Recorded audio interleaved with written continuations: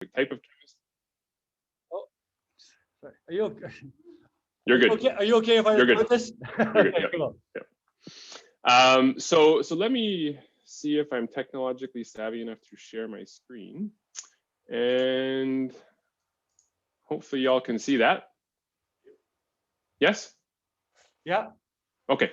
So this is not going to be just a full PowerPoint, it's just a couple slides, and then we'll just go back to you looking at this face and talking. So I'm an analytical chemist. I do something called applied mass spectrometry, which is a big fancy word for I look at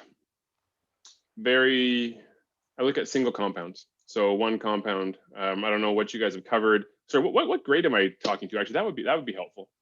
We're actually a multi-aged academy, so we have. Okay. What's the youngest we have? 7 to 12 in here. Okay. So let's talk about caffeine.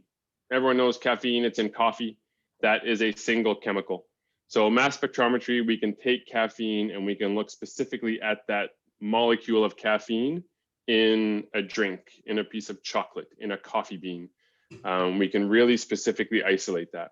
So, and this is the type of stuff that if you have, like if officers collect a roadside blood alcohol sample, this would go through mass spectrometry to assess how much their blood alcohol was, those types of things. And I'll go into this a little bit more, but before I get into those details, the second leading header there says, these are the associated ramblings of an accidental analytical chemist. And that is fundamentally true. I did not set out to become a chemist by any stretch, but it's where things sort of led me. So here's the timeline. Back in 2000, I went to the University of Saskatchewan, where I was going to be a physical therapist. And then in my first year there, all of a sudden I took an organic chemistry class and I said, hey, this is pretty fun. But then I realized that I really don't like advanced math, and a chemistry degree requires advanced math. It wasn't my thing. So I focused on a biochemistry degree. So I got my undergraduate in biochemistry from the University of Saskatchewan. And then from there, I didn't want to grow up and I didn't know what I wanted to do yet. So what often happens for scientists when you don't know what you want to do, you go to grad school. So I went and got my master's at the University of Ottawa. It was really great. And this is where I got introduced to this thing called mass spectrometry. And I said, hey, this is pretty cool. It's a pretty powerful technique. So let's see where that can take me. And then from there, I was fortunate enough, straight out of school, to get a job in Southern California, working in the pharmaceutical industry. And I say pharma isn't really the devil. I mean, oftentimes you think of these big pharmaceutical companies as being unethical beasts, big corporations that are unethical. And I don't think that's necessarily true in all instances. And that was sort of my experience there. It was actually quite great. And I got to live in California, which is pretty awesome. And then from there, my wife and I were young, so we went and traveled for a year. I encourage you to do that if you can, it's really fun. And then we came back. Incidentally, we went traveling during the last pandemic, which was the swine flu in 2009. So then we moved to Calgary and I got a job as a consultant. So I was doing some chemistry work at the bench, mixing chemicals, identifying molecules by mass spectrometry. But I was also working for a company that makes mass spectrometers to train their clients across North America. So I traveled all around Canada and the US for several years, staying in hotels, seeing fun cities, eating on other people's dime. It was great. And then from there, so this was as a contract role. So I didn't actually work for the company that made those instruments. In 2013, I started working for a company that makes these mass spectrometers called SciEx. It's a Canadian company. They're based out of Toronto.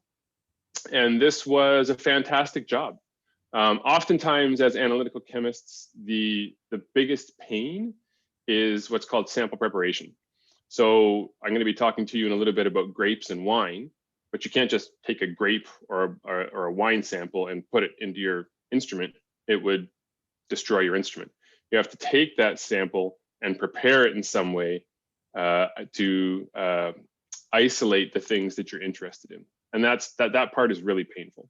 So in this job, I didn't have to do any of that. All you got to do all day was play with instruments, which was fantastic. It was really, for me as an analytical chemist doing wet work at the bench, this was the pinnacle. You know, you just get to play with fun instruments all day, and you don't have to worry about maintaining those instruments or doing any of the sample prep. It's just playtime. So that was really fun. But then someone else clean your instruments. Yes, we did. Oh. We had a full staff that would clean our instruments. Clients would send samples already prepared to me. It was lovely. So from there, this was around a time, there's some personal anecdotes mixed in here because they kind of provide context for how I ended up where I am. So my wife and I had our first kid, and we were living in Toronto and said, yeah, we don't really want to raise a family here. And the opportunity presented itself for me to come do my PhD in chemistry at the University of British Columbia in Kelowna, at UBC Okanagan. So we packed up and we came over here. And I spent 3 years working at UBCO, getting my PhD on something called smoke-taint, which, Rob, I'm not sure if you briefed them on this, but we'll talk about this in a moment. This is my PhD research. It's very applicable to the Okanagan and to California and Australia and South Africa. This is a global problem for the wine industry that we can talk about. So that was fantastic. Got to get integrated into the wine scene in British Columbia, which was really fun. I got to travel around the US and present at conferences and talk about my research. And then from there, I actually then spent 2 years. So I say moving away from the bench. In science speak, that means I don't play with chemicals anymore. It means I manage people that work with chemicals. So moving away from the bench, becoming more of a senior role, becoming a manager. I actually ran a cannabis testing facility in Kelowna for 2 years. And then last November, I moved away from that into my current role, which is back with the company that I worked at in Toronto. Things kind of go full circle. And here I say, am I still a scientist? Not so much. I talk about science a lot now at this point in my career, but really what I do now is my really long fancy title is I am a market development manager. What that means is that my company sells mass spectrometers, and within the Americas, so from Alaska all the way down to South America, we need to understand what our customers want to buy and how we should be providing advertisements, if you will, to those customers to convince them to buy our stuff. So what I say my job is that now is that I tell stories to convince people to buy our stuff. So you definitely need a strong scientific background to do this job, but I'm not a scientist anymore. This is the business side of things rather than the science side. And I'm not saying this in a bad way, it's just framing the whole thing. So hopefully that's a real crash course in the bobbing and weaving of my career trajectory that led me here. I will say up until 2013, so there was a 13-year stretch there where I did not plan anything. It just kind of happened. I got my bachelor's, I went and got my master's, I stumbled into a job in pharma, and then I stumbled into a job in Calgary in 2010. And then from there, it's been a little bit more deliberate, but it wasn't planned. It's just what happened. I found something I liked. I certainly liked chemistry in high school, but not enough to really think, hey, there's a career here. But this is one example of a career. There are a multitude of examples of careers like this in chemistry. I mean, I could have gotten my PhD and branched off into becoming a professor at a university. I could have stayed with my bachelor's degree and started in an entry-level role in a company, and then you can work your way up. A lot of times, historically, if you didn't have a master's degree or a PhD, your ability to move within a company upwards was quite limited, but that's changing a lot. I know many people with bachelor's degrees that are motivated people, really smart, very successful, that have moved very high up within larger business organizations. So I know grade 7 kids probably aren't thinking about this sort of future too much, but suffice to say, there is a lot of opportunities here if it's something that you want to pursue. And if you have any questions about this part of it, please, Rob has my contact details. I'm always happy to help out and answer questions. I love chemistry. I love analytical chemistry. And I do think there are a lot of options in the chemistry world. I think that analytical chemistry is probably the most employable of the disciplines, is the way that I would state it. It spans disciplines. So along that line, let me just talk briefly about what I actually do, just to give you some sense of the scope of what I'm able to touch in my job and my last couple of jobs. So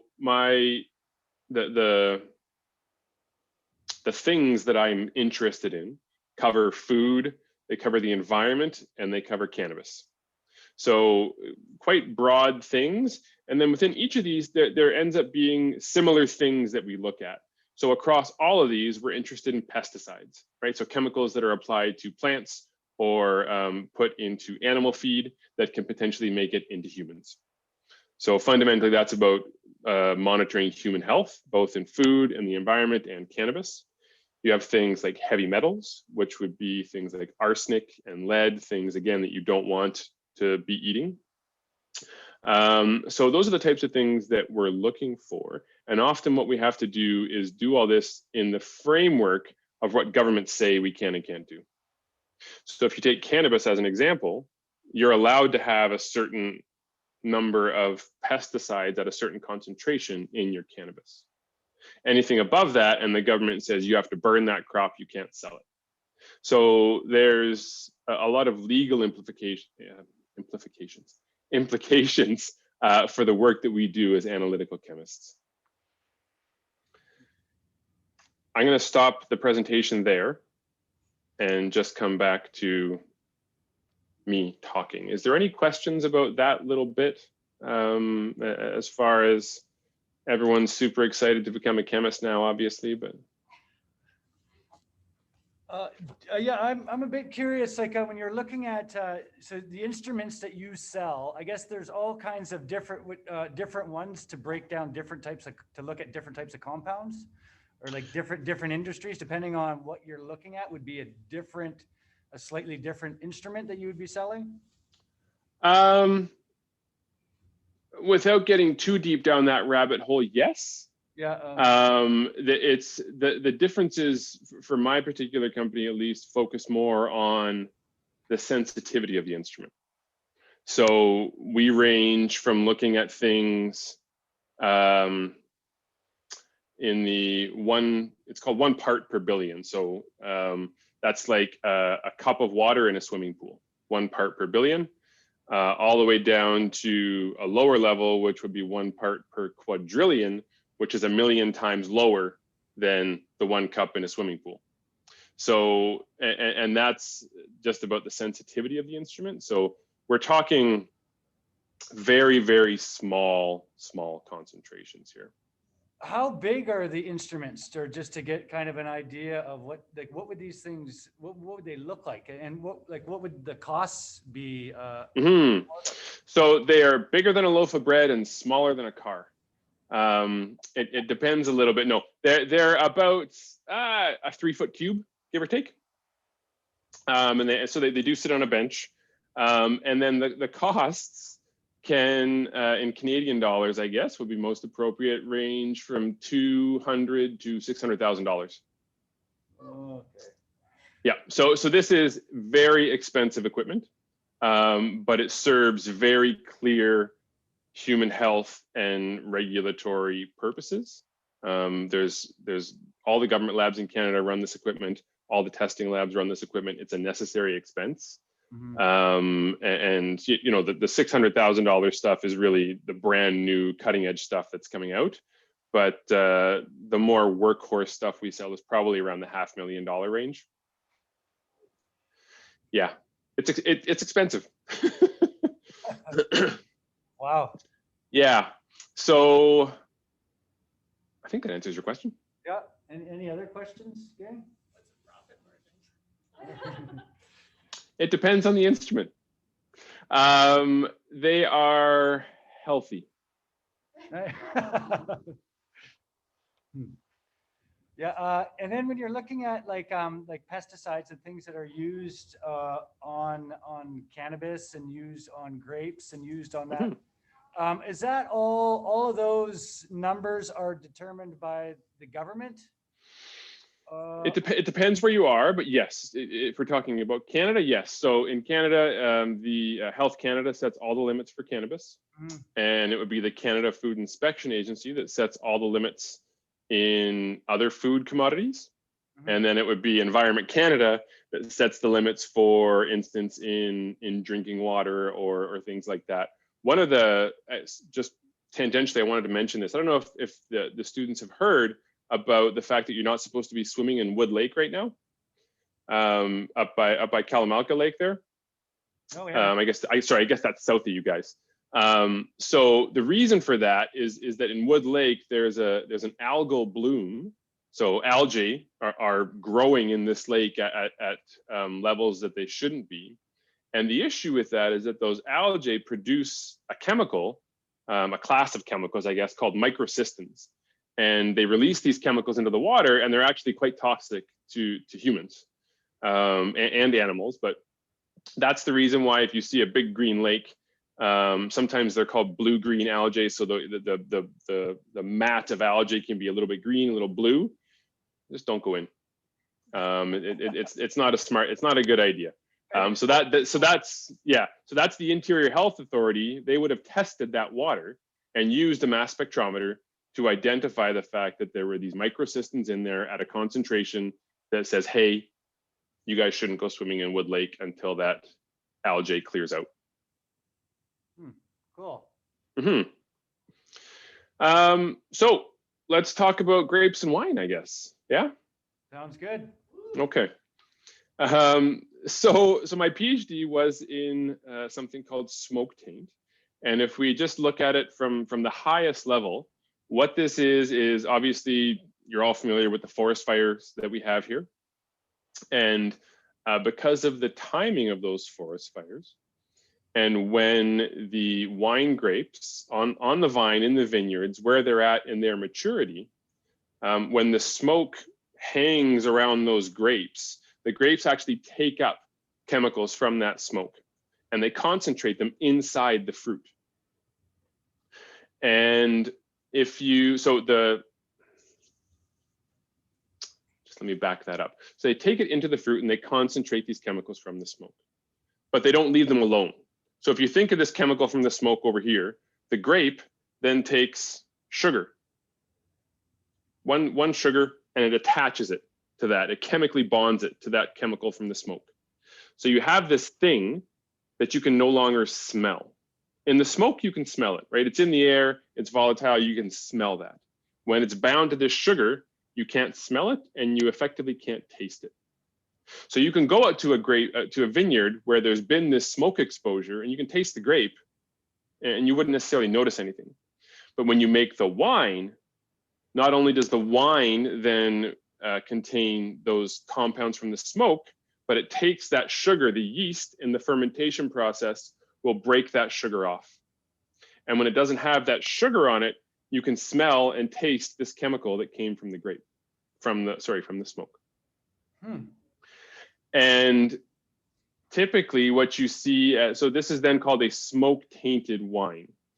And what it tastes like, depending on who you're talking to, some people will, I've tasted quite a number of these. I can vouch for this, that if you can somehow imagine licking a cold ashtray, that's kind of what the wine tastes like in the back of your throat. It's really disgusting. Or if you've smelled a rubber hose on a hot day, there's that sort of chemical taste associated with it.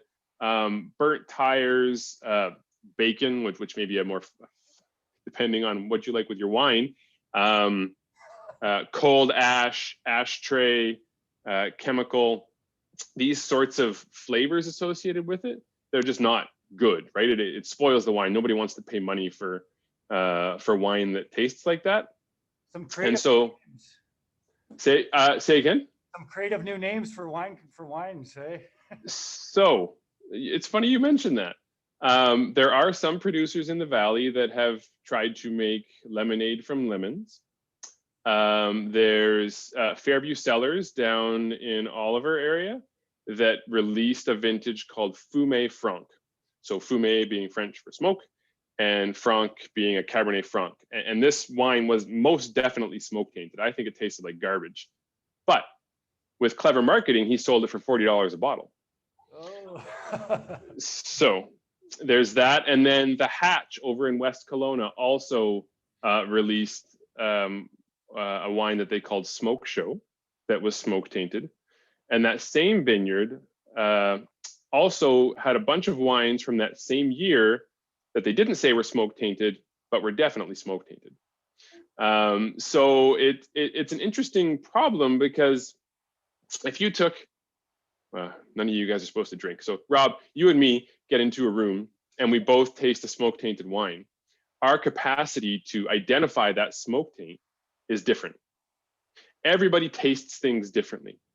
Not only that, but the way that the enzymes, is that a term you guys know if I use that? Hands up, enzymes, yeah, good. The enzymes that are in your mouth will treat the wine differently, and that will also impact the way that you taste the wine. And it's not just wine, it's hamburgers and pizza and pasta, everything you taste, everyone has a different subjective taste. So that's why some people can get away with selling this stuff, is because everyone tastes it differently, and not everyone knows exactly what smoke taint is unless you drink the wine and say, oh, there's that cold ashtray in the back of my throat. That's very clear. And most producers wouldn't put that onto the consumer market. What they do when they have 10,000 liters of smoke tainted wine is they put it on what's called the bulk market. So they'll put it online and they'll sell it for a fraction of what they normally would have. And they usually ship it over to Spain or somewhere else with like a major wine producer. And they just blend it with another 200,000 liters of clean wine and just dilute out the smoke taint, is how they kind of salvage that. It doesn't just go down the drain typically.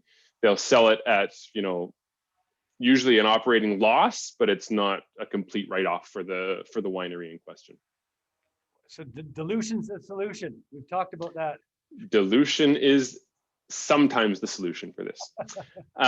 It's a little bit insidious, because so I talked about how we have these chemicals from the smoke, and then they attach a sugar to it. During fermentation, not all of that sugar is released. But what can happen is during aging in the bottle, some of that sugar can be released. And so what you can find is that an operation will bottle a wine and it'll taste fine. And then a year later, it'll be smoke tainted. So it's a really big liability for wineries. And I don't know if everyone remembers or knew last fall, California felt like half the state was burning in August and September, all the way up the West Coast, actually, through Oregon and Washington. And they estimated their losses just from that 1 year at $4 billion with a B, just for the wine industry. Wow. Due directly to, some vineyards actually burned to the ground, but by and large, it was this smoke taint problem leading to unacceptable product that had to just, basically the grapes just rotted on the vine. They couldn't even use them. And Australia has this problem every year, as well as California and us here in British Columbia. So it's a big problem. There's a huge task force in California set up to pump a bunch of money to understand this.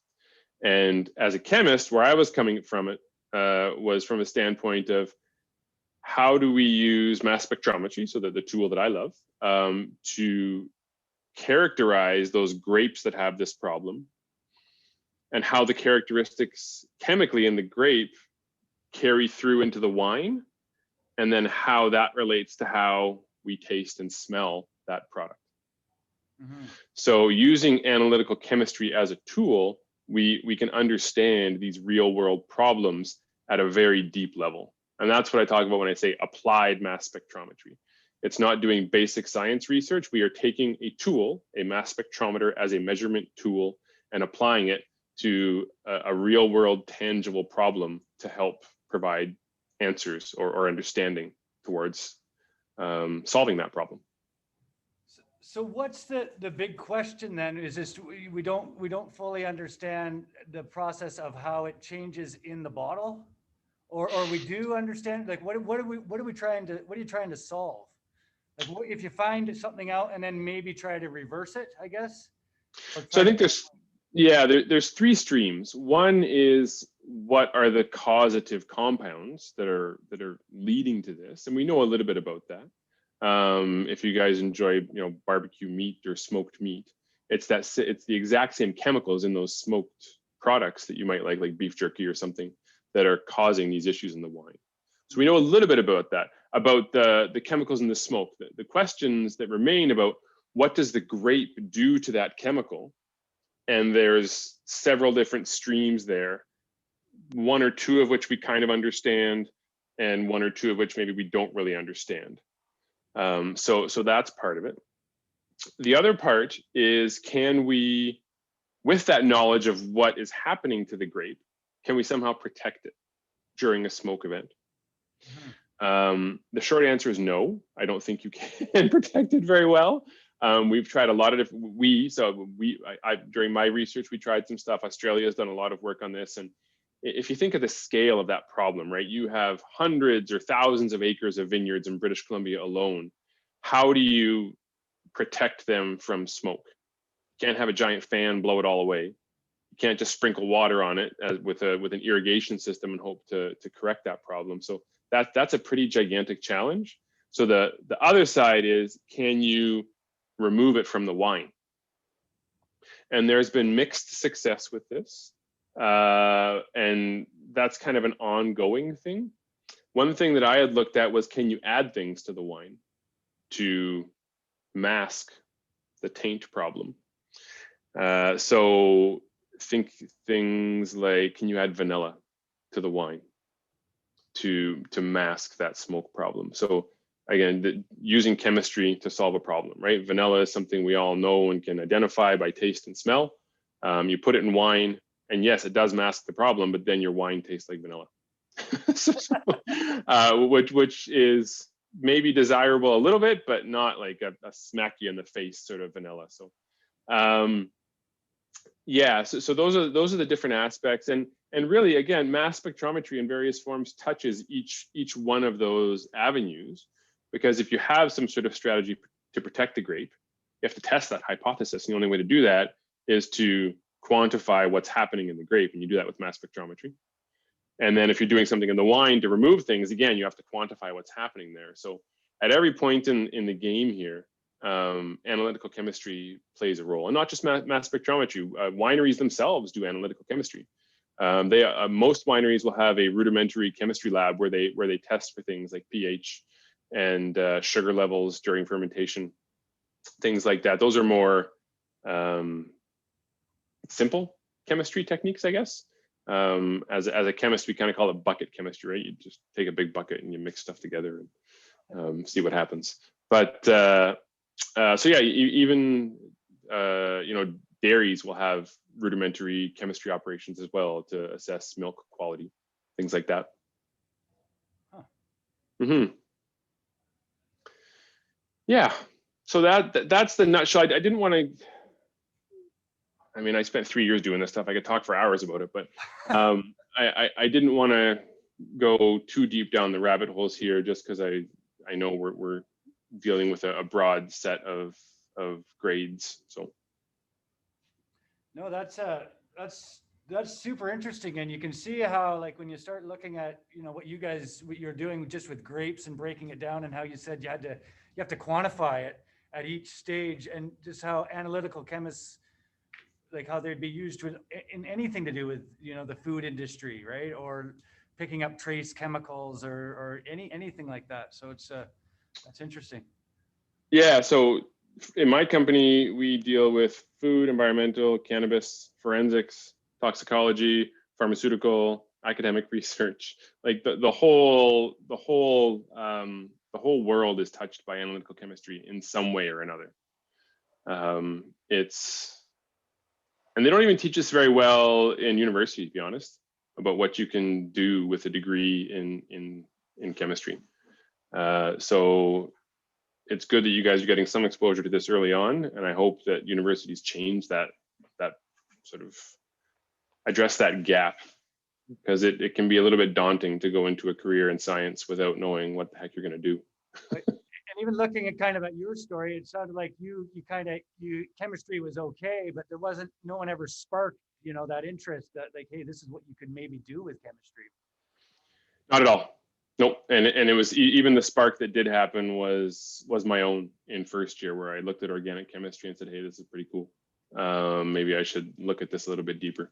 So just be open. It doesn't have to be chemistry. I mean, biology, physics, it's all great. Engineering, fantastic.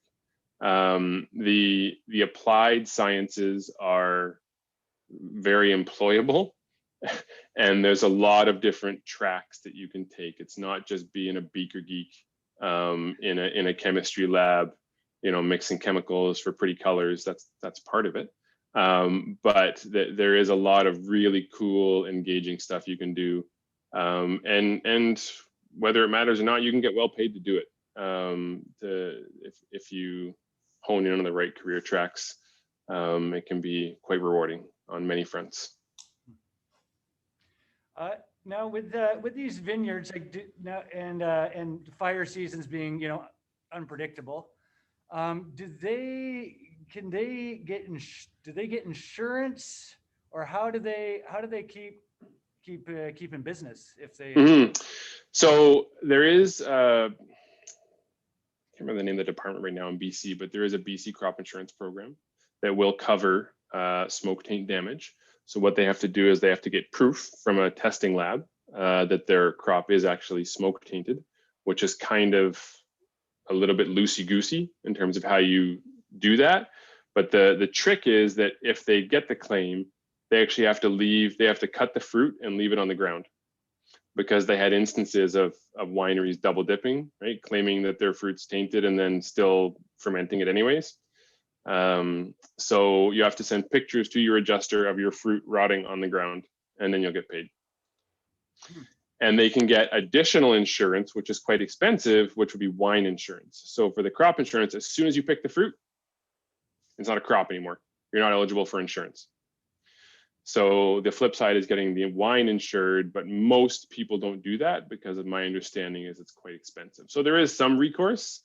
Again, for the insurance, you might be at a cost recovery level on the payout there, but maybe not quite though.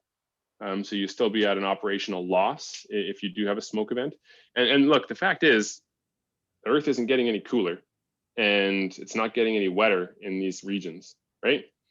We had one of the driest springs on record here in the Okanagan.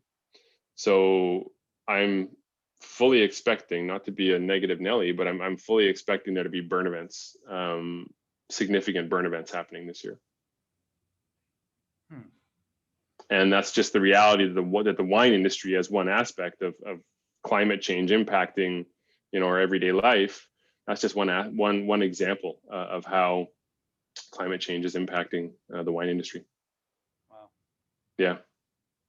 Yeah, it gets. Where are you located in Salmon Arm? Is that correct? I will be. We're moving to Salmon Arm in about a month, but I'm still in Kelowna right now. So I did my PhD here, and then the cannabis lab was here, and now this new role that I'm in is all remote working. So yeah, we'll move up to Salmon Arm and live the dream up there. Awesome. Mm-hmm. Mm-hmm. Anyone have any questions for Matt? You hear that? Favorite part of your job? My current job? Speaking with clients. That's the closest I really get to being able to talk science, which is really still where my heart is.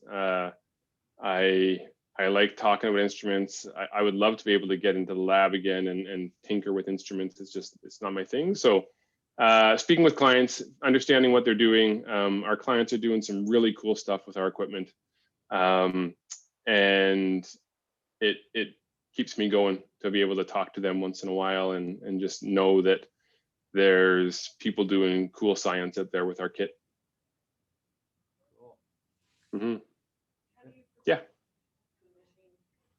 How do you prepare the sample for the machine? Terminology.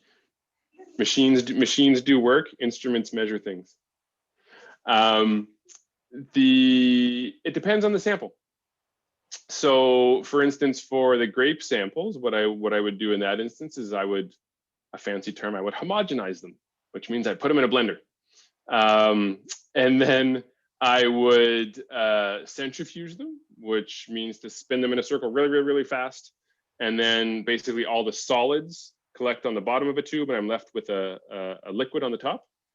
And then you take that liquid, you pull it off so that you just have grape juice remaining, basically. And then you have to do an extraction of some sort. So in my instance, what I would do is I would add an organic solvent. I don't know. The closest proxy for something you guys would know would be gasoline. That's an organic solvent, a liquid that is not water. So I would add an organic solvent, shake it up really big, and then all of the chemicals I'm interested in would pull over into that organic solvent because they're more soluble in that organic solvent. And then I can take that organic part, because this is chemistry now. So the organic stuff is actually less dense than water. So in the tube, I'll have my grape juice here and I'll have my organic solvent. It sits on top because it's less dense. And so I can easily isolate the chemicals I want in that organic fraction. I pull that off, and that's what I analyze with my mass spectrometer is the chemicals in that organic layer of that extract. So that's one example. Another way is a similar approach. You'll blend your sample. I got a hard stop in about 4 minutes here, Rob, just so you know. Okay. I got to go pick up my kid from school. So for more complicated things like cannabis, for instance, we'll take the cannabis flower, we'll add an organic solvent again, and then we'll take that solvent and we'll put it through a filter. And the filter collects all the garbage that we don't want to look for. And it lets only the things that we want to see through. So it's an additional cleanup for really nasty things. Cannabis has a very bad habit of being really, really dirty and really, really hard on instruments. So we have to do that added cleanup step to get through it. So filtration, that's probably the biggest one that we use to clean up samples and get them ready. Oh, question over here. Go ahead, Casey.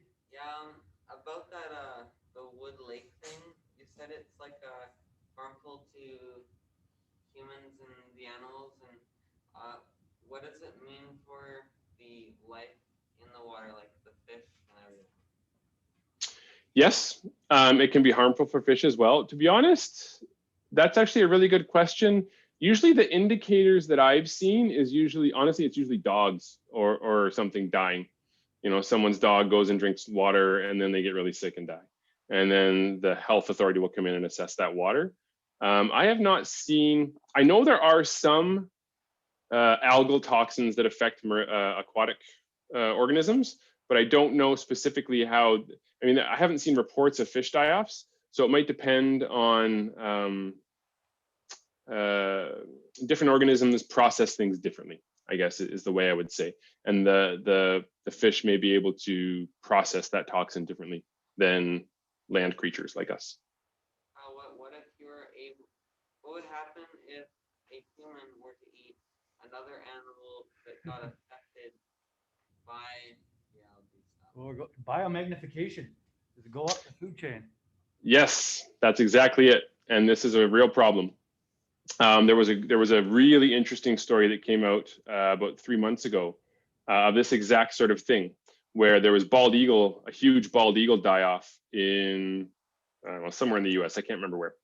And through really cool chemical detective work, they were able to identify a new toxin that hadn't been found that was produced by algae in this water. And these little waterfowl birds called coots were eating the algae and concentrating that toxin. And then the eagles were eating the coots. And then the eagles were dying. The coots weren't dying, but the eagles were. So this kind of gets to your point and shows how things can progress through that food chain.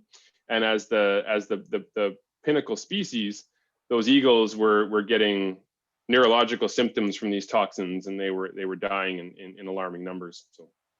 Oh wow. Mm-hmm. Yeah, that was a really cool story when it came out. It was a great example of applied chemistry to solve an important environmental problem like that. Well, we best not keep you here, Matt, but Stella, are you going to thank him? On behalf of AIAO, I'd just like to thank you for taking some time to talk to us about this. It was really awesome to hear some different ways that this kind of science is really like applied and some different jobs in the field.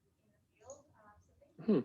Yeah, no problem. I'm happy to do it. I'm glad we were able to connect, Rob. And Rob has my contact. If you have any questions, feel free to drop me a line. I'm always happy to talk chemistry and science in general, if you have any questions. Awesome. Thank you very much, Matt. Super awesome. Great presentation. All right. Have a good day, guys. Thank you. Bye-bye. Bye.